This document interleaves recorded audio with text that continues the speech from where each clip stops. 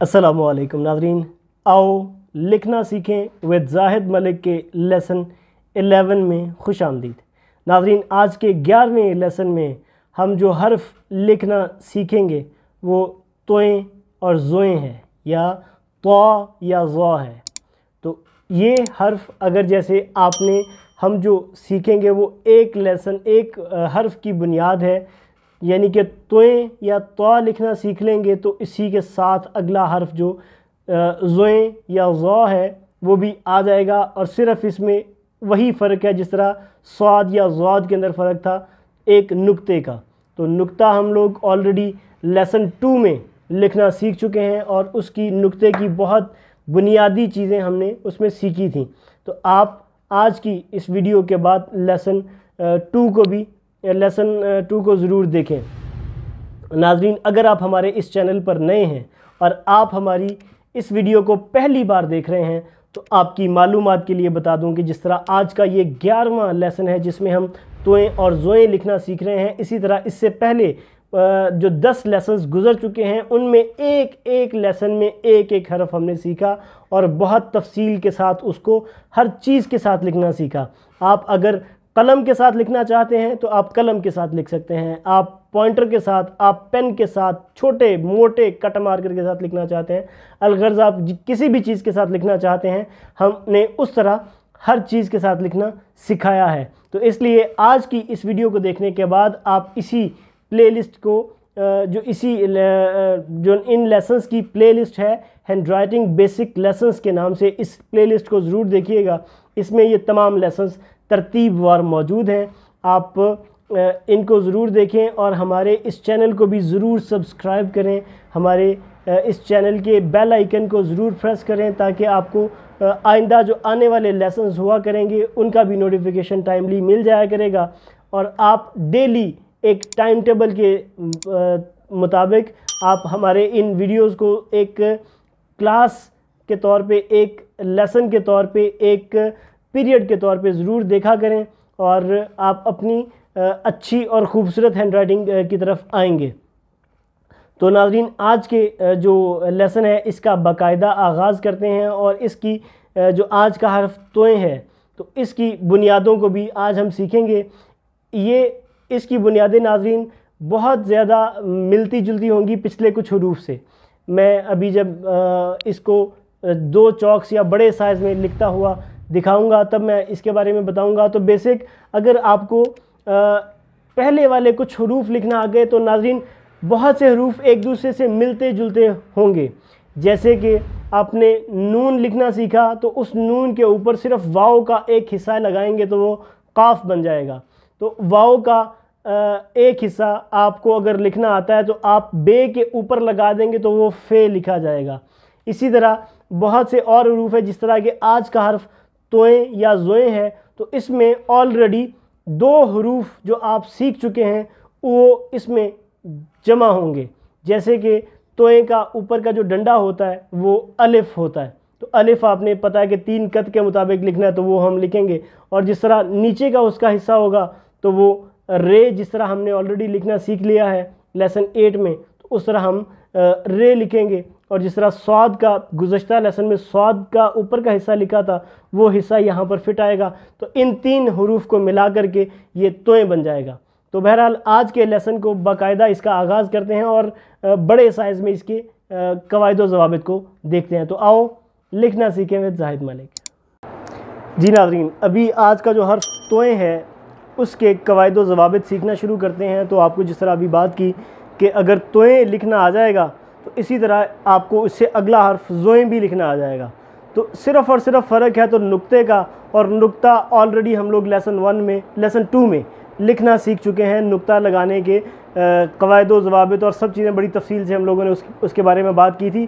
तो आप आज के लेसन के बाद लेसन 2 से अगर आप पहली बार आए हैं तो आप लेसन 2 को भी ज़रूर देखिएगा ताकि आपको नुक्ते भी लगाने आ जाएं। तो अभी जैसे आज के लेसन में तोएं है तो नाज़रीन एक चीज़ मैं आपको बता दूं कि जिस तरह आपने पहले कुछ हरूफ लिखना सीखे हैं, यही वाले हरूफ का कुछ हिस्सा किसी दूसरे हरूफ के अंदर भी, हर्फ के अंदर भी शामिल होता है। जैसे आज के तोएं के अंदर नाज़रीन दो सीखे गए हुरूफ ऑलरेडी जो हम लोग ऑलरेडी सीख चुके हैं वो इसमें शामिल होंगे। तोए के अंदर अलिफ भी आता है जो हमने लेसन 3 में लिखना सीखा था, और उसके अंदर रे भी आता है जो हमने लेसन 8 में लिखना सीखा था। तो जैसे कि अभी अब हम लिखना शुरू करते हैं, तो जैसे मैं अभी आपको वैसे बता दूं, एक चौक मैंने वैसे ही पकड़ा जिस तरह आम पेंसिल पकड़ी जाती है, कोई चीज़ पकड़ी जाती है लिखने के लिए, और नीचे मैंने नाज़रीन यूं एक और चौक इस जगह पर नीचे वाली 2 उंगलियों के दरमियान में मैंने ये रख लिया, तो मेरे पास ये कत तैयार हो गया लिखने के लिए। तो ये लिखना कैसे है कि जैसे कि मैं एक बात पहले अक्सर काफ़ी सारे लेसन्स में बता चुका हूँ कि लिखने के उस हिस्से को कत कहते हैं जिससे लिखा जाता है, यानी कि निब जो कलम की निब होती है, पेंसिल की निब होती है, उसके लिखे जाने वाले हिस्से की चौड़ाई को कत कहते हैं। तो जैसे मेरी लिखने की चौड़ाई इतनी है तो इसका कत ये है, तो मैं इसके कत को अभी लिख के दिखाता हूँ। तो ये जो है हर्फ जो है ये लाइन के ऊपर ही लिखा जाएगा। तो अभी हम इसको लिखना सीखते हैं कि इसके कवायद व ज़वाबित भी सीखते हैं और देखते हैं कि ये लाइन के ऊपर किस जगह पर लिखा जाएगा। जी, तो जैसे कि आपने देखा कि ये हमारी लाइन है जिसके पे लिखा जाएगा। तो तोए एक ऐसा हरफ है जो पूरे का पूरा लाइन से ऊपर की तरफ ही लिखा जाएगा, इसका कोई भी हिस्सा लाइन से नीचे नहीं होगा। तो आपने ये देखना है कि जैसे तोए लिखने के लिए हमने जिस तरह स्वाद लिखा तो स्वाद के जैसे इसकी गोलाई होगी, लेकिन इसकी गोलाई स्वाद से ज़्यादा होगी और एंगल थोड़ा सा ज़्यादा तिरछा होगा, यानी कि तकरीबन कोई 75 के राउंड अबाउट इसका एंगल होगा जैसे कि। और ये जो इसका ऊपर का हिस्सा होगा गोलाई का, ये 2 कतों में लिखा जाएगा और ये बारीक होता है, तो इसलिए इसको नोक के साथ लिखना है। आप मोटे मार्कर से लिखें, छोटे मार्कर से लिखें, ब्रश से लिखें, किसी भी चीज़ से लिखेंगे तो आपको उसकी नोक के साथ ये लिखना होगा ताकि वो बारीक लिखा जाए। तो ये देखिए जैसे कि ये लिखा गया, ये तोए का बारीक हिस्सा, ये देखिए इतना हिस्सा ये जैसे लिखा गया। लिखे जाने के बाद फिर हमने नाज़रीन यहाँ पर रे लिखना है, रे जो हमने दूसरे वाला लिखना सीखा था। तो ये रे लिखा, ये देखिए इतना हिस्सा, ये पहला हिस्सा लिखा गया। लिखे जाने के बाद यहाँ पर हमने 3 कत का अलिफ लिख देना है जो कि इस जगह पर आके टच होगा, ये देखिए। तो ये हमारा हर्फ तोए लिखा गया। तो ये बिल्कुल आसान से इसके उसूल हैं और आपने इसको इसी जगह पर जोड़ना है। तोए को अलिफ के साथ ही इस जगह पर जोड़ा जाएगा, इस जगह पर या इससे ऊपर किसी जगह पर नहीं जोड़ा जाएगा। तो आपने इस चीज़ का भी बहुत ज़्यादा ख्याल रखना है। अभी जैसे इसके मैं कवायद व ज़वाबित भी साथ में मेंशन कर दूं, तो ये यहाँ से लेके इस जगह तक का जो हिस्सा आपने अलिफ लिखना सीखा था, उसी तरह ये 3 कत का है। ये वाला जो हिस्सा होगा अलिफ, ये 3 कत का अलिफ लिखा जाएगा और ये जो इसकी गोलाई होगी ये आपने लिखनी है 2 कत में। और नीचे वही रे जिस तरह आपने गुज़िश्ता लेसन में लिखना सीख लिया था, उसी तरह से तोए का ये लिखा जाएगा रे। तो ये देखिए ये हमारा आज का जो हर्फ है ये लिखा गया। अगर मैं इसी हर्फ को एक चौक के साथ लिखता हूँ तो एक उसूल जो मैं आपको पहले भी बता चुका हूँ, उसूल एक ये है कि जितना बड़ा कत होगा उतना ही लाइन के दूर से शुरू किया जाएगा, जितना छोटा कत होगा उतना ही लाइन के करीब से शुरू किया जाएगा। तो जैसे ये देखिए यहाँ से लिखना अगर शुरू किया तो ज़्यादा दूर तक गया। अभी यहाँ से जैसे लिखना शुरू करूँगा तो ये यहाँ तक रहेगा 2 कत, इस चौक के हिसाब से 2 कत। ये देखिए ये 2 कत लिखे गए। तो ये देखिए ये हिस्सा लिखा गया तोए का पहला, उसके जैसा पहला हिस्सा ये लिखा गया और फिर यहाँ पर हमने 3 कत के बराबर इसको अलिफ को लिखना है। ये इस तरह से ये हमने तोए लिख लिया। इसके भी कवायद व ज़वाबित वही के वही रहे, जैसे कि ये 3 कत का अलिफ इस तरह से। अगर यहाँ पर मैं नुक्ता लिख दूँ नाज़रीन, तो फिर ये देखें आप, ये बन गया ज़ोएं। तोएं और ज़ोएं में सिर्फ़ और सिर्फ हर्फ का फ़र्क है। अब मैं इसको इससे भी अगर छोटे साइज़ में लिख के दिखाऊं तो भी इसी उसूल के मुताबिक ही लिखा जाएगा कि जैसे कि ये देखिए, ज़्यादा करीब कद छोटा हुआ, उसी तरह लाइन के करीब से लिखना मैंने उसको शुरू किया, ये देखें, और ये इस तरह से, तो ये तोएं लिखा गया। अगर नाज़रीन मैं आपको जो ये हर्फ है तोएं ज़ोएं लिखा है, इसी के अगर शुरू में जैसे लफ्ज़ है हफीज़, तो तोएं जो होगा ज़ोएं होगा वो अपनी ही जगह पर रहेगा। हे, फे और ये उससे ऊपर लिखे जाएंगे, जैसे कि मैं ये लिख रहा हूँ, ये देखिए, ये मैंने हे लिखा सबसे पहले और फिर मैंने फे लिखा, ये चौक टूट गया। ये लफ्ज़ों को जोड़ के लिखना नाज़रीन हम दोबारा सीखेंगे। चौक नाज़रीन ये टूट गया, मैं छोटे साइज़ में इसको इस साइज़ में लिख के दिखा देता हूँ। तो जैसे कि ये फिर से टूट गया, जैसे कि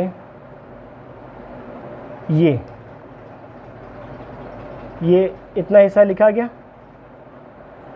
तो यहाँ से हमने इसके साथ ज़ोएं के साथ इसको जोड़ देना है, ये देखिए, और यहाँ पर अलिफ लिखा गया। तो ये क्या हुआ नाज़रीन कि ये फे और ज़ोएं और ये के दो नुक्ते। आपने ये चीज़ नोट की कि ये ज़ोएं है वो अपनी ही जगह पर रहा है, हे, फे और ये उससे ऊपर लिखे गए हैं। इसी तरह किसी भी और हर्फ के अंदर आता है तो वो तोएं या ज़ोएं आएगा, तो वो अपनी जगह पर रहेंगे, बाकी जो लफ्ज़ के होंगे हरूफ वो उससे ऊपर लिखे जाएंगे। तो ये बेसिक सी बहुत आसान सी चीज़ है। आपने क्योंकि इससे पहले दो हिस्से इसके ऑलरेडी सीख चुके हैं, तो इसलिए इसको बताना भी आसान रहा और आपको समझाना भी आसान रहा। तो उम्मीद है कि आपने बेहतर तरीके से इसको समझ लिया होगा कि इसका एक हिस्सा अलिफ, ये आपने अलग से सीख लिया था।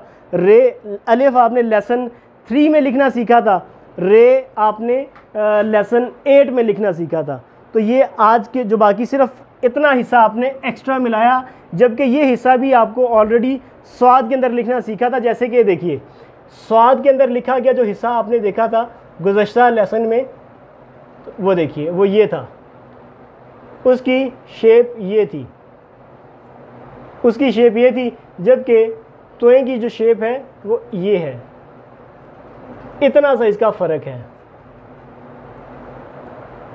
ये देखें, इतना इसका फ़र्क रहेगा। और यहाँ पर इसको ऊपर हमने अलिफ लिख दिया। तो ये देखिए, स्वाद और तोएं में इतना फ़र्क है कि उसका जो दायरा है वो छोटा है और तकरीबन लेटे हुए एंगल पे तकरीबन ये बनता है, जबकि जो तोएं का एंगल होगा वो इस तरह से ऊपर की तरफ ही रहेगा। तो आपको इसको आने वाले लेसन में तोएं को मुख्तलिफ जब हरूफ के साथ लिखना सीखेंगे, जैसे कि तोएं अलिफ ता के अंदर लिखा जाएगा, तो फिर भी देखिए कि ये इसी तरह से लिखा गया है जैसा कि हमने देखा। तो तोएं का जो डंडा होगा, अलिफ होगा, ये आपने हर जगह पर इसी जगह पे लिखना है, ऐसा नहीं करना, ये सही है। आपने ये गलती है कि जैसे आप मिसाल के तौर पे इसको लिखते हैं इस तरह से, ज़्यादा लेटा हुआ लिखेंगे तो देखें, और ये यहाँ पर अगर लिखते हैं तो फिर ये गलत हो गया। देख रहे हैं, इसमें और इसमें फ़र्क ये है कि इसका ये वाला तोएं का जो हिस्सा है ये इस एंगल पे है, जबकि इसका हिस्सा स्वाद की तरह का है, जो कि गलत है। और यहाँ पर अलिफ जो इसके ऊपर लिखा जाता है उसकी पोजीशन भी आपने याद रखनी है कि वो उसके तकरीबन आखिर में आए, जैसे कि ये है, इसके ऊपर की तरफ ना आए, जो कि गलत लग रहा है, और ये वाला हर्फ सही है। जी नाज़रीन, आपने देखा अभी हमने जो ये आज का हर्फ है तोएं और ज़ोएं, इसको बहुत तफसील से लिखना सीख लिया है नाज़रीन। आपने, उम्मीद है कि आपको इसकी बुनियादें समझ में आ गई होंगी, इसकी पोजीशन समझ में आ गई होगी। आपने चंद चीज़ें ये ज़रूर हर बार नोट रखनी है, याद रखनी है, वो ये कि ये हर्फ जो है कहाँ से लिखना शुरू करना है, नोक के साथ कितना हिस्सा लिखा जाएगा नाज़रीन, और पूरी कलम लगा के कितना हिस्सा लिखा जाएगा। और इस चीज़ को ख़ास तौर पे याद रखना है कि ये तोएं या ज़ोएं जो है ये हमेशा किसी हर्फ के आखिर में होगा तो वो यहीं पर लिखा जाएगा। ऐसा नहीं है कि किसी हर्फ के आखिर में हो तो वो लफ्ज़ या हर्फ, लफ्ज़ या नाम कोई हो तो वो ऊपर आप उसको लिख दें। बाकी जो भी हिस्सा होगा वो ऊपर की तरफ आएगा, जबकि तोएं या ज़ोएं हैं तो वो अपनी उसी पोजीशन के ऊपर रहेगा। तो बहरहाल अभी हम जो आपने ये बुनियादें सीखी, क्योंकि ये तो सिर्फ़ एक स्ट्रोक्स के अंदर, एक बॉर्डर लाइन के अंदर हमने इसको लिखा है, इसको बाकायदा अभी कलम के साथ लिखेंगे तो फिर आपको ये बाकायदा और बेहतर तरीके से समझ पाएंगे। तो आइए हम इसको भी कलम के साथ लिखेंगे। तो आओ लिखना सीखें विद जाहिद मलिक।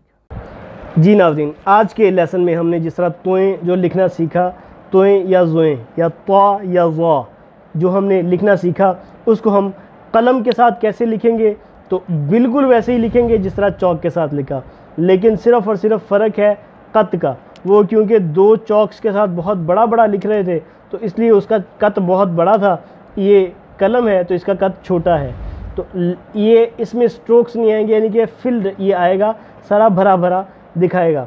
तो आपने यही चीज़ सबसे पहले नोट करनी है कि आप जिस कलम के साथ लिख रहे हैं उसके कत का साइज़ क्या है। तो उसके हिसाब से वो क्यों नोट करनी है, वो इसलिए आपने नोट करनी है ताकि आपको ये पता हो कि आप लाइन के कितना दूर से हर्फ को लिखना शुरू करेंगे या कितना दूर तक ले जाके वापस लाएंगे। जिस तरह आपने देखा कि सबसे पहला हम लोग इसकी गोलाई करेंगे। आपने जब कभी भी लिखना है नाज़रीन, आपने यही चीज़ नोट करनी है और इसी चीज़ के मुताबिक लिखना है कि सबसे पहला हिस्सा आपने इसकी गोलाई का लिखना है। ऐसा नहीं करना है कि आपने अलिफ से लिखना शुरू किया और फिर यूं करके लिखा, ये गलत होगा। आपने इसी तरतीब के साथ लिखना है। तो सबसे पहले आपने ये लिखने के लिए देखिए कि अगर मिसाल के तौर पे जैसे ही देखा कि 2 कत के बराबर ये है इसकी ये गोलाई, तो आपने ये गोलाई बना ली और फिर उसके बाद यहाँ पर आपने नीचे रे लिख दिया, सिंपल, बस सिर्फ नीचे रे लिख दिया। ये आपने देखा इतना हिस्सा बहुत ही आसानी के साथ हमने ये लिख लिया और यहाँ पर सिर्फ 3 कत का अलिफ लिखना है। तो आपने जब कभी भी लिखना है इसी तरतीब के साथ ही लिखना है। ये देखें, ये आज का हमारा हर्फ तोएं बहुत ही ज़्यादा आसानी के साथ लिखा गया। आपने वही चीज़ नोट करनी है कि इसका एंगल यही रहे, नीचे रे लिखा जाए और अलिफ जो लिखा जाए वो इस जगह पर लिखा जाए। तो ये इतनी सी चीज़ है। अगर नाज़रीन जैसे मैंने ये बड़े साइज़ के साथ लिखा है, अगर मैं इसी हर्फ को इससे छोटे साइज़ के साथ, जैसे ये 21 mm का कत था, इससे छोटा कत 16 mm के कत के साथ लिखूँगा अगर मैं, तो वो भी बिल्कुल इसी तरह से लिखा जाएगा नाज़रीन। सिर्फ़ और सिर्फ लिखने की जगह जो होगी, मैं ज़्यादा उससे, जैसे ये ज़्यादा ऊपर तक गुलाई की, ये मैं कम गुलाई करूँगा क्योंकि ज़ाहिर है कत छोटा है। तो एक कत ये और एक कत ये, जैसे 2 कत के दरमियान में ये लिखा गया और ये गोलाई आ गई और फिर उसके नीचे ये रे लिखा गया। और ये लाइन के ऊपर आपने इसका ज़रूर हिसाब रखना है कि लाइन से हमें कितना ऊपर और कितना नीचे लिखना है। तो ये इस तरह देखिए, यहाँ पर अभी हम इसका 3 कत के मुताबिक ये वाला हिस्सा इसका डंडा लिख देंगे। तो ये देखें बिल्कुल उसी उसूल के मुताबिक तोएं ये लिखा गया। तो अगर जैसे अभी हमने उसमें लिखा हर्फ लफ्ज़ हफीज़ लिखा जैसे, तो ये देखें यहाँ से मैं शुरू करता हूँ हे और ये लिखा गया फे और फिर ये का बंद आ गया, फे का ये का बंद आ गया और फिर उसके बाद ये तोएं यहाँ पर अभी हम उसी तरह तोएं लिख देंगे या ज़ोएं लिख देंगे, एक कत का फ़र्क है सिर्फ। तो ये देखें तोएं अपनी ही जगह पर आया, जबकि फ़र्क आया तो सिर्फ़ और सिर्फ ये देखिए इस तरह से आपने ये लिखना है हर्फ। जैसे ये देखें लफ्ज़ आप लिख रहे हैं हफीज़, तो ये इस तरह से आपने इसको लिखना है। ये सिर्फ मैं आपने ये लिखने की प्रैक्टिस नहीं करनी है, सिर्फ मैंने आपको लिखते हुए बताया है। बाकी जब हम इसको बाकायदा लिखा करेंगे हरूफ के साथ जोड़ के, तो फिर आप इसको सीखेंगे। अभी जैसे 16 mm है, तो मैं इससे छोटा कत यानी 12 mm के साथ मैं अगर लिखूँगा तब भी इसी उसूल के मुताबिक लिखा जाएगा, जबकि सिर्फ़ और सिर्फ साइज़ छोटा होगा। कत छोटा हो गया है तो सिर्फ़ और सिर्फ साइज़ छोटा हुआ। ये देखिए, ये देखिए, ये तोए का एक हिस्सा आपने जिस भी साइज़ से लिखना है यही तरतीब शुरू करनी है कि यहाँ पर पहले यूँ गया और फिर नीचे का रे का हिस्सा लिखा और फिर आखिर में आपने यहाँ पर अलिफ लिखना है 3 कत का। ये देखें नाज़रीन, ये तोए लिखा गया। अगर मैं इससे भी छोटे साइज़ से लिखता हूँ, छोटे कत से लिखता हूँ, तो भी फ़र्क नहीं आएगा। सिर्फ़ और सिर्फ तब्दीली यही होगी कि हर्फ छोटा हो जाएगा बस। लेकिन लाइन से कम दूर गया क्योंकि कत छोटा था, तो इसलिए लाइन से इसकी दूरी भी कम ही होगी। ये इस तरह से, और यहाँ पर ये देखिए, ये तोए लिखा गया। तो ये जहाँ पर भी आएगा इसी तरह से आएगा। अगर यहाँ पर एक नुक्ता आ जाएगा तो ये ज़ोए बन जाएगा। सिर्फ़ और सिर्फ फ़र्क ये है, आपने इसकी बुनियादें सीखी हैं। अगर मैं इसी हर्फ को इससे भी, अगर मैं मिसाल के तौर पे जैसे ये कत था, ये कत इससे भी मैं बड़े कत से अगर लिखता हूँ तो फिर भी इसी तरह से ही लिखा जाएगा। ये देखिए, जैसे कि ये लिखा, ये, और फिर इसके नीचे ये रे लिख दिया। ये देखिए कि सिर्फ़ और सिर्फ फ़र्क यही आएगा। ये हो गया, और इसी के ऊपर अगर मैं इसका ऊपर का हिस्सा लिखता हूँ, ये देखिए 3 कत के बराबर। तो ये भी तोए लिखा गया। उसूल वही का वही है, और सिर्फ़ कत बड़ा हुआ तो हर्फ बड़ा हो गया, बस। इसके अलावा कोई भी तब्दीली नहीं होगी। जी नाज़रीन, आपने भी देखा, हमने जो आज का हर्फ तोए और ज़ोए हैं में हमने इसको मुख्तलिफ़ चीज़ों के साथ लिखा है। अभी हमने इसको यानी कि चॉक्स के साथ लिखा ताकि आपको उसकी बुनियादें समझ में आए। और हमने एक चीज़ आपने नोट की कि कलम के मुख्तलिफ़ साइज़ के साथ हमने लिखा नाज़रीन। तो फ़र्क सिर्फ़ और सिर्फ कत के छोटे होने या बड़े होने से सिर्फ़ और सिर्फ फ़र्क ये है कि हर्फ छोटा या बड़ा हो जाएगा, बस। इसके अलावा कोई तब्दीली नहीं होगी। साइज़, इसके कतों के अंदर कोई तब्दीली नहीं होगी, कायदे कवानीन में कोई तब्दीली नहीं होगी। चाहे आप बड़े कलम के साथ लिखें, छोटे कलम के साथ लिखें, उससे भी छोटे कलम के साथ लिखें, चाहे आप बहुत बड़े किसी चीज़ के साथ लिखें, तो सिर्फ़ और सिर्फ फ़र्क यही आएगा कि जितना बड़ा कत होता जाएगा उतना ही लाइन के दूर से शुरू किया जाएगा, जितना ही लफ्ज़ कत छोटा होता जाएगा उसी तरह लाइन के करीब से लिखा जाएगा। तो अभी हमने बहरहाल इसको नाज़रीन कलम के साथ लिखा है। तो कलम के साथ आपको बता दूं कि सबसे ज़्यादा ज़रूरी क्यों है कलम के साथ लिखना। जैसे ये कलम है, ये इस कलम से भी ज़्यादा चौड़ी है, इसकी चौड़ाई इससे भी ज़्यादा है। अगर इस कलम के साथ लिखूँगा मैं, तो ये क्योंकि इसका कत ज़्यादा चौड़ा है तो इसलिए हर्फ ज़्यादा बड़ा लिखेगा, उसूल वही रहेंगे। लेकिन इसके साथ साथ नाज़रीन जो दूसरी बात ज़रूरी है वो ये है कि कलम का ये जो हिस्सा होता है ये लकड़ी का बना हुआ होता है, ये हार्ड होता है, जबकि मार्कर या पॉइंटर वगैरह की जो चीज़ें होती हैं वो नरम या फॉर्म टाइप किसी चीज़ से बनी हुई होती हैं, और वो चंद हरूफ को लिखने के बाद ही वो जो लफ्ज़ होता है उसको सही से लिख नहीं पाती। तो इंसान को ये लगता है कि शायद वो अच्छा नहीं लिख पा रहा, लेकिन आप अच्छा लिख रहे होते हैं वो, लेकिन आपकी हैंड राइटिंग को उस तरह से नहीं दिखा पाती जिस तरह कि आप लिखने के काबिल होते हैं। तो बहरहाल किस्सा मुख्तसर ये है कि मैं आपको रिकमेंड करता हूँ कि आप कलम को लिखने में, कलम के साथ लिखने में इसी को फ़ौक़ियत दें, इसी को आप प्रायोरिटी दें। अगर आप किसके साथ नहीं लिख सकते या नहीं लिखना चाहते तो भी कोई मसला नहीं है, आप कलम के साथ ना लिखने के अलावा आप मोटे कट मार्कर से लिखना चाहते हैं तो उसके साथ लिखिए। आप छोटे कट मार्कर से लिखना चाहते हैं, आप कट वाले पेन के साथ लिखना चाहते हैं, उसके साथ लिखिए। आप पेंसिल के साथ, पेन के साथ लिखना चाहते हैं, जिस किसी चीज़ के साथ आप लिखना चाहते हैं नाज़रीन लिखिए। मेरी इन लेसन्स के अंदर हर चीज़ के साथ लिखने का एक सेक्शन मौजूद है। जैसे मिसाल के तौर पे आपको बड़े साइज़ में लिखने का शौक़ है तो सबसे पहले जैसे मैंने 2 चॉक्स के साथ लिखा, आप वो हिस्सा सीखिए, आप 2 चॉक्स के साथ लिखिए। आपको कलम के साथ लिखने का शौक़ है तो कलम के जिस हिस्से, वीडियो के लेसन के जिस सेक्शन में मैं कलम के साथ लिख रहा हूँ तो आप उसको देख के कलम के साथ लिखें।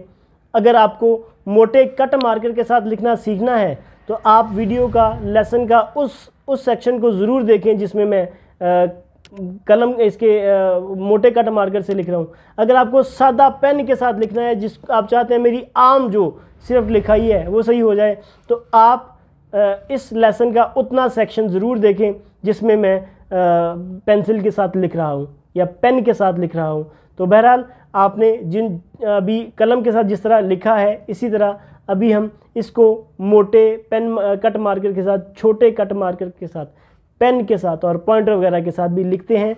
तो आओ लिखना सीखेंगे जाहिद मलिक। जी नाज़रीन, आज के जो हर्फ है तोएं या ज़ोएं, उसको अगर हम लिखेंगे नाज़रीन मोटे कट मार्कर के साथ भी तो फिर भी आपको पता है कि इसमें फ़र्क नहीं आता, सिर्फ़ और सिर्फ साइज़ का फ़र्क होता है। अगर कट छोटा हो जाए तो साइज़ छोटा हो जाता है। जैसे ये कट छोटा हो गया, कट मार्कर क्योंकि है तो ये साइज़ कट का छोटा हुआ तो हर्फ छोटा हो गया। जैसे इस लाइन पे मैं लिखता हूँ तो मैं यहाँ से शुरू करूँगा। जैसे ये देखिए 2 कट ये लिख लिए और फिर यहाँ से सिंपल हमने ये इसके नीचे रे लिख देना है ये, और फिर ये 3 कट के बराबर अलिफ लिख दिया तो ये तोएं लिखा गया।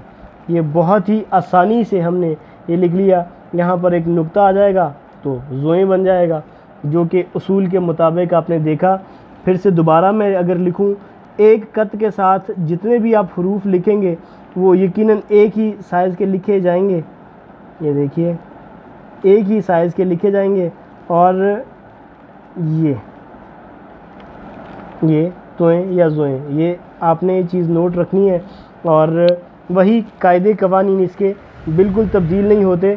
जैसे कि आप ये देखें कि इसकी हमने जो सीखा था कि जो ये लंबाई होगी, ये लंबाई ये 3 कत की अलिफ की है तो देखें उसी उसूल के मुताबिक है। ये वाला इतना हिस्सा 2 कत और ये वाला हिस्सा ये रे की तरह ये वाला नीचे लिखा जाएगा। तो ये देखें उसी उसूल के मुताबिक उसी तरह से सेम टू सेम लिखा जा रहा है। मैं दूसरे कलर से भी अगर लिखता हूँ तो देखिए उसी तरह से ये देखिए ये, तो ये सेम टू सेम लिखा जाएगा। और अगर मैं इसी हर्फ को इससे छोटे कट के साथ लिखता हूँ, छोटे कट के साथ लिखता हूँ तो भी इसी तरह से, जैसे ये देखिए ये 3 mm का पॉइंटर है, कट वाला पॉइंटर, इसके साथ अगर मैं लिखता हूँ तो देखिए कि फिर भी बिल्कुल उसी तरह से लिखा जाएगा। और आपने एक चीज़ ये भी नोट करनी है कि मैं लिखने की तरतीब वही रखूँगा।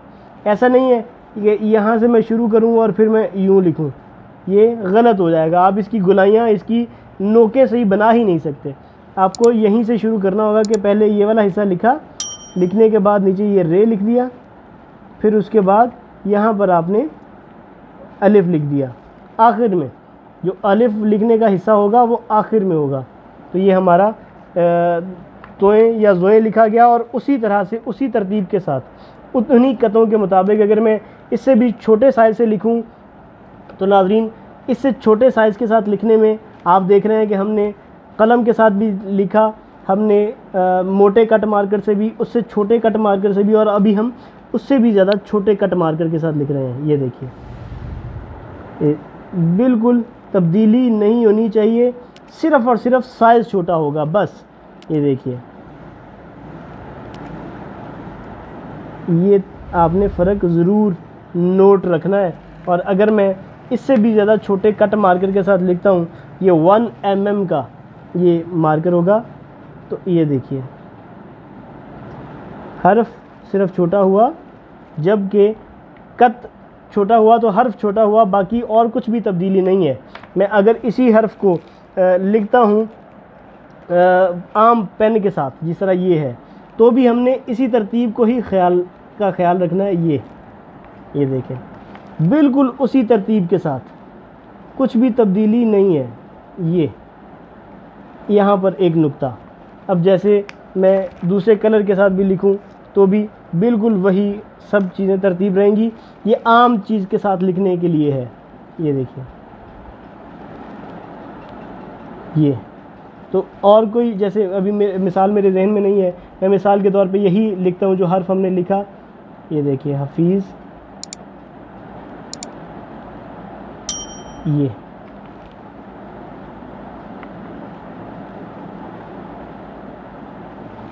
देखिए तरतीब नहीं बदलेगी, हर चीज़ उसी हिसाब से ही लिखी जा रही है। तो ये देखें, तोएं किसी भी जगह पर आएगा, आखिर में होगा तो यहीं पर लिखा जाएगा। ज़ोएं आखिर में होगा तो यहीं पर लिखा जाएगा। तो उम्मीद है कि आपको इसकी जो तफसीलात हैं वो समझ में आई होंगी कि ये जो इतना हिस्सा होगा ये उसी तरह 3 कत के बराबर होगा, और ये वाला जो गलाई है इसी तरह ये एक कत के मुताबिक होगी। तो आपने जो तफसीलात ऑलरेडी सीखी हैं उसी को हमने मुख्तलिफ़ चीज़ों के साथ लिखना सीखा है। जी नाज़रीन, आपने आज का 11वां लेसन देखा। इसमें हमने हर तरह से हर चीज़ के साथ लिख कर दिखाने की कोशिश की है। आपने इनमें से जिस किसी चीज़ के साथ लिखने में इंटरेस्टेड हैं आप उस चीज़ के साथ लिखें। आप जिस किसी चीज़ के ऊपर लिखने से में इंटरेस्टेड हैं आप उसके ऊपर लिखें। अगर आपको पेंटिंग का शौक़ है उसमें आप अरेबिक कैलीग्राफी को ऐड करना चाहते हैं, आप इन वीडियोस को देख करके आप उसकी बुनियादें सीख सकते हैं, और आपकी बनाई हुई पेंटिंग आम जो पेंटिंग बना रहे हैं उनसे बहुत ज़्यादा मुख्तलिफ होगी, बहुत ज़्यादा खूबसूरत होगी। क्योंकि आम तौर पे जो पेंटिंग्स बनाते हैं उनमें पेंट कलर्स को अच्छे से वो प्रेजेंट कर पाते हैं, जबकि वो खूबसूरत लिख नहीं पाते। आम तौर पे आप देखेंगे कि उनको लिखना सही से नहीं आता है जैसा कि लिखना चाहिए। तो बहरहाल पेंटिंग एक अलग सेक्शन है और कैलीग्राफी एक अलग सेक्शन है। और अगर आप ऑलरेडी पेंटिंग सीख चुके हैं, पेंटिंग बनाते हैं, आप अच्छी कैलीग्राफी को भी ज़रूर सीखें। अगर आपकी दोनों चीज़ें अगर अटैच हो जाएंगी तो आपके जो मद्दा होंगे वो मज़ीद बढ़ जाएंगे। तो बहरहाल आप उसके अलावा मैं नाज़रीन आपको एक और चीज़ रिकमेंड करता हूँ कि आप हमारे इसी चैनल आओ लिखना सीखें कि यूट्यूब चैनल के शॉर्ट वीडियोस के सेक्शन को ज़रूर विज़िट करें। ये ज़रूर एक बार देखने से ताल्लुक़ रखता है।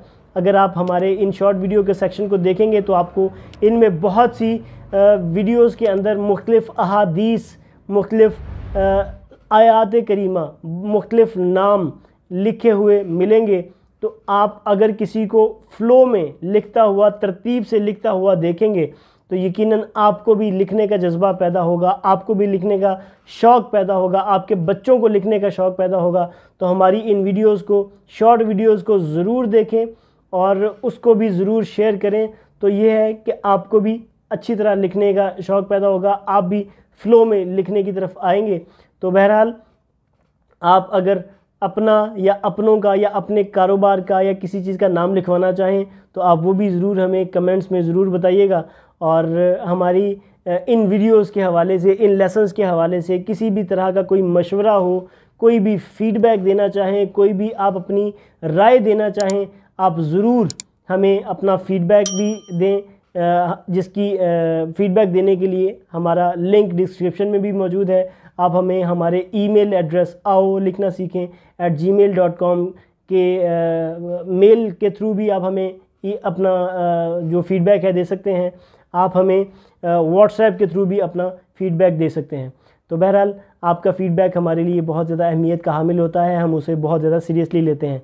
और इसके अलावा नाज़रीन, मैं पेरेंट्स से ज़रूर गुजारिश करना चाहूँगा कि आप अपने बच्चों का एक फ़िक्स टाइम टेबल बनाएं, रोज़ाना के हिसाब से एक टाइम टेबल बनाएं, एक वक्त मुख्तस करें कि बच्चे को उस टाइम पे लिखना उसके लिए ज़रूरी करार दे दिया जाए, वो बच्चा उस टाइम में लिखने के लिए ही बैठा हुआ हो। जिस तरह बच्चा स्कूल के अंदर जैसे 10 से 11 बजे एक पीरियड है, वो किसी चीज़ का पीरियड है, तो वो 10 से 11 बजे उस पीरियड में हर रोज़ मौजूद ही होता है। दिन में अगर आप ये सोचें कि वो बच्चा स्कूल गया हुआ है तो 10 से 11 बजे का टाइम है, तो दैट्स मीन कि उसको वो सब्जेक्ट पसंद है या नहीं है, फिर भी वो उसी पीरियड में बैठा हुआ होगा, उसी क्लास में बैठा हुआ होगा। इसी तरह बच्चा अगर लिखने के इस प्रोसेस में है, सीखने के इस प्रोसेस में है, तो वो हमारी इन वीडियोस को डेली ज़रूर देखे, एक पीरियड के तौर पे देखे और इससे सीखे और साथ में लिखे, और आप उसको कंपेयर करके बताएं कि बेटा आपने कहाँ गलती की, कहाँ से सही लिखा। आप मेरे और उसके लिखे हुए को कंपेयर करेंगे तो आप ख़ुद भी बेहतर जज कर पाएंगे। तो बहरहाल आज के लेसन का इख्तिताम हुआ। अगले लेसन में इंशाल्लाह ताला नए हुरूफ के साथ, नए सबक के साथ दोबारा इंशाल्लाह ताला हाज़िर होंगे। अपना और अपनों का बहुत ज़्यादा ख्याल रखिएगा। अल्लाह हाफ़िज़।